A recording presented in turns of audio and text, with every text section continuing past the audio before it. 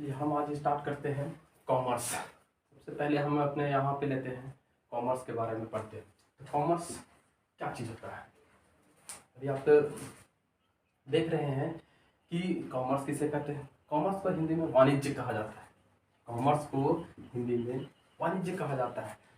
तो वाणिज्य किसे कहते हैं इसके बारे में सबसे पहले समझते हैं। किसी भी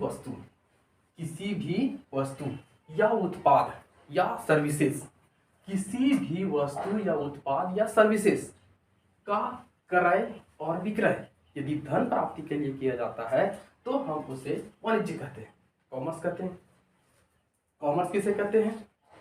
किसी वस्तु या उत्पाद या सर्विसेज का क्रय और विक्रय धन प्राप्ति के लिए यदि किया जाता है तो हम इस क्रिया को कॉमर्स या वाणिज्य कहते हैं।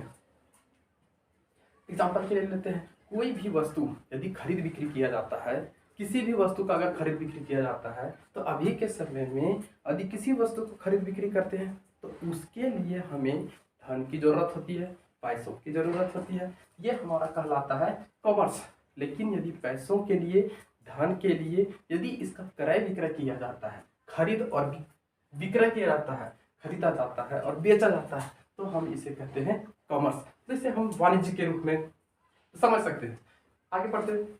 धन के बदले यदि वस्तुओं का क्रय करना, विक्रय करना ये वाणिज्य कहलाता है।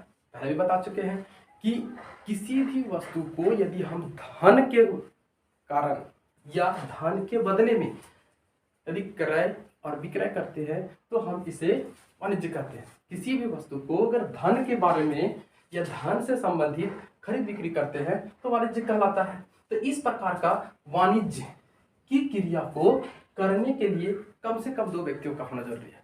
वाणिज्य की क्रिया को करने के लिए कम से कम 2 व्यक्तियों का होना जरूरी है। यदि 2 व्यक्ति नहीं रहता है तो हमारा कॉमर्स या वाणिज्य कार्यरत रूप से काम नहीं करेगा।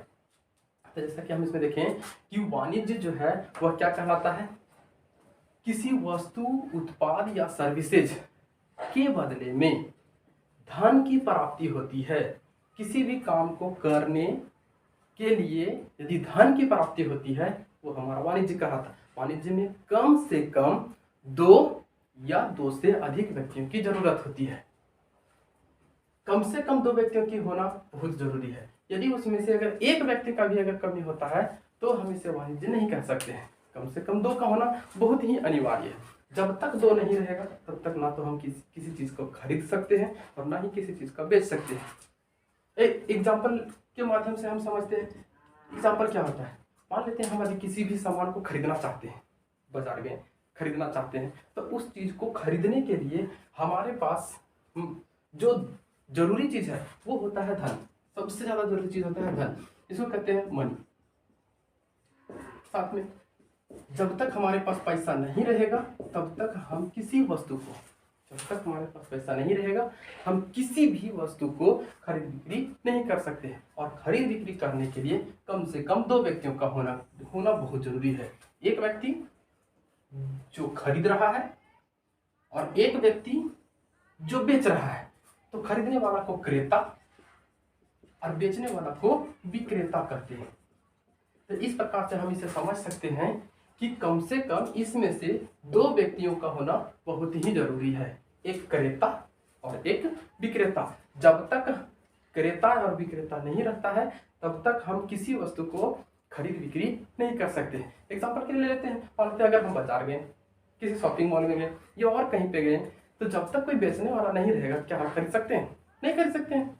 तो इसी का प्रकार से हमको खरीदने के लिए और बेचने के लिए कम से कम 2 व्यक्तियों का होना बहुत जरूरी है। तो जब तक लेन देन नहीं होगा, ट्रांजैक्शन नहीं होगा, धन के बदले किसी वस्तु को नहीं खरीदेंगे, नहीं बेचेंगे तो हमारा वाणिज्य नहीं कहलाएगा। इस प्रकार से हम समझ सकते हैं कि कोई भी वस्तु का खरीदारी करना, बेचना हमारा क्या कहलाता है? वाणिज्य कहलाता है। तो इस प्रकार से हम समझ सकते हैं कि वाणिज्य में कम से कम 2 व्यक्तियों का होना जरूरी है। पहला बेचने वाला और दूसरा खरीदने वाला।